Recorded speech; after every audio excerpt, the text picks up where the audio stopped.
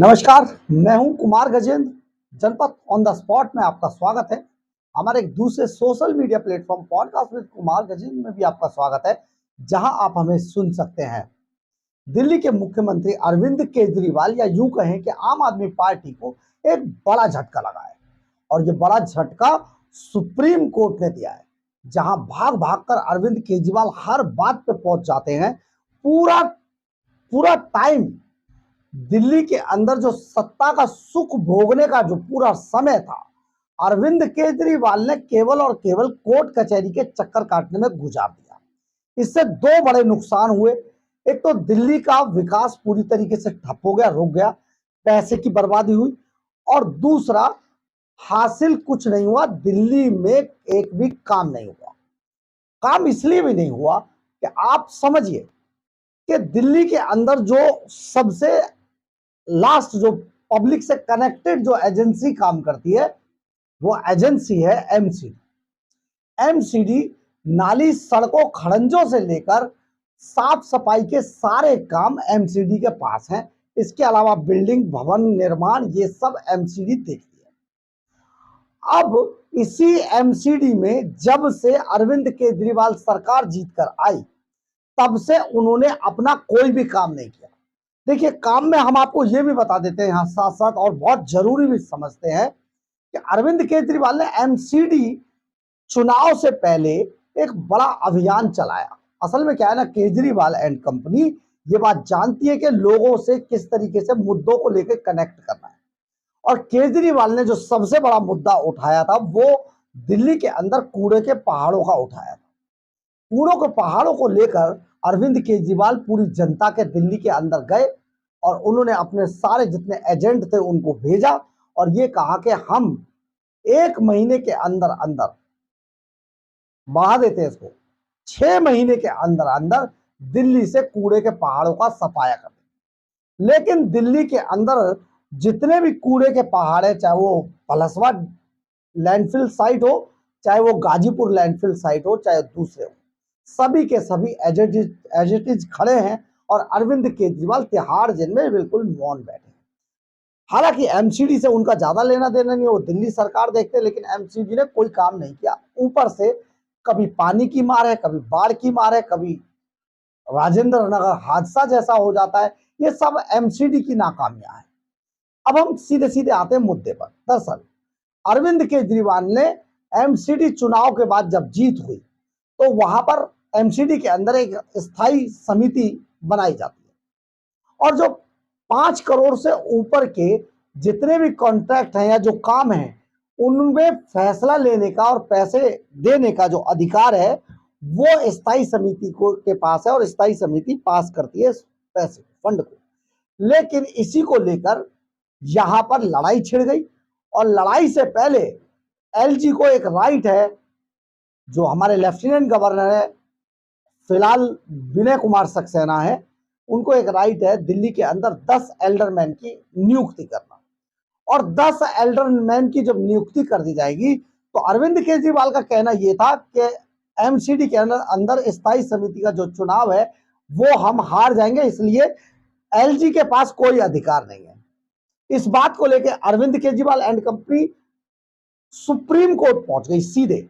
एक बड़ी बड़ी जो कामयाबी हासिल की अरविंद केजरीवाल ने, देश के अंदर कानून को कैसे नचाया जाता है ये भी दिखाया गया है। तो अरविंद केजरीवाल सीधे सुप्रीम कोर्ट पहुंच गए और सुप्रीम कोर्ट में आज अरविंद केजरीवाल को करारा झटका लगा है और सुप्रीम कोर्ट ने सीधे सीधे कह दिया है कि एलजी जो एल्डरमैन की जो नियुक्ति है उसमें एलजी की ही चलेगी और वही सर्वे सर्वाए वही नियुक्ति करेंगे, इसमें एमसीडी का कोई लेना देना नहीं है।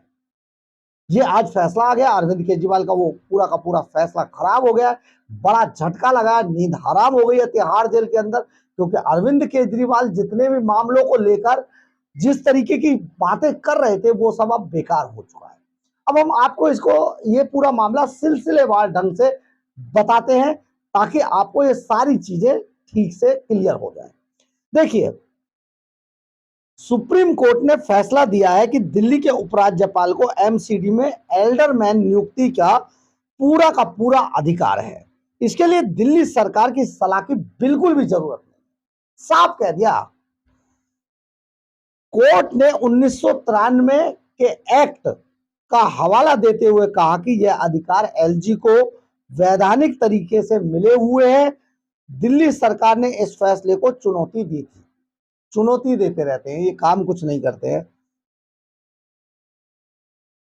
सुप्रीम कोर्ट ने दिल्ली की आम आदमी पार्टी सरकार को बड़ा तगड़ा वाला झटका दिया है। अदालत में एमसीडी में एल्डरमैन नियुक्ति को लेकर एलजी को राहत दी है। सुप्रीम कोर्ट ने कहा कि एलजी एमसीडी में एल्डरमैन की नियुक्ति कर सकते हैं। दिल्ली सरकार ने उपराज्यपाल के एक फैसले को चुनौती देते हुए सुप्रीम कोर्ट का दरवाजा खटखटाया था। सुप्रीम कोर्ट ने इस मामले में फैसला सुनाते हुए कहा कि उपराज्यपाल सरकार की सलाह के बिना, उपराज्यपाल सरकार की यानी कि दिल्ली सरकार की सलाह के बिना एमसीडी में एल्डरमैन की नियुक्ति कर सकते हैं। पूरा राइट है। कोर्ट ने कहा कि 1993 के जो एक्ट है जिसमें उपराज्यपाल को यह अधिकार दिया गया है, इसके लिए दिल्ली सरकार की सलाह की कोई आवश्यकता नहीं है। एलजी को विधायी अधिकार एमसीडी एक्ट से मिले हैं, मतलब उनको कानूनी अधिकार मिले, विधायी अधिकार मिले हैं। ये अधिकार एग्जीक्यूटिव अधिकार नहीं कि सलाह लेने की जरूरत पड़े। बहुत क्लियर कहा है। अब बता दें कि इस मामले में सुप्रीम कोर्ट ने 17 मई को यह फैसला सुरक्षित रख लिया था और इस मामले की सुनवाई chief justice DY Chandrachud, justice PS Narasimhan और जस्टिस जेबी पारदीवाला की बेंच कर रही थी। सुनवाई के दौरान सुप्रीम कोर्ट ने कहा था कि एलजी को एमसीडी में पार्षदों को नामित करने का अधिकार देने का मतलब यह है कि वह निर्वाचित नगर निकाय को अस्थिर कर सकते हैं। मतलब केजरीवाल सरकार ये कह रही थी। सुनवाई के दौरान सुप्रीम कोर्ट ने कहा था कि एलजी को एमसीडी में पार्षदों को नामित करने का अधिकार देने का मतलब है कि वह निर्वाचित नगर निकाय को अस्थिर कर सकते हैं। एमसीडी में 250 निर्वाचित और 10 नामित सदस्य हैं और इन 10 नामित जो सदस्य थे जिनको नॉमिनेट किया जाना था, इसी बात को इन 10 लोगों की लड़ाई के लिए अरविंद केजरीवाल सरकार ने अब तक करोड़ों रुपया बहाया है पानी की तरह। वो एमसीडी में इस करोड़ों रुपए का इस्तेमाल कर सकते थे पब्लिक वर्क्स के अंदर दूसरे कामों में, लेकिन करोड़ों रुपया इस बात के लिए बहा दिया कि जो 10 लोगों की जो नियुक्ति है ये गलत है, ये एलजी नहीं कर सकते।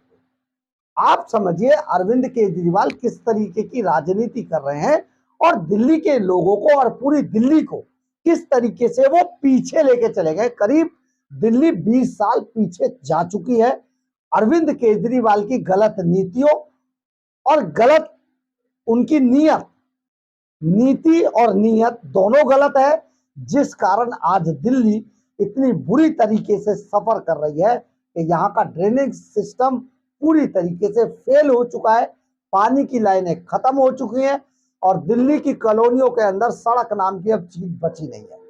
यानी कि पूरी की पूरी दिल्ली करीब 20 साल पीछे जा चुकी है और अरविंद केजरीवाल माल बना बनाकर 3 कमरों के फ्लैट से कौशाम्बी से निकलकर शीश महल में आ गए हैं।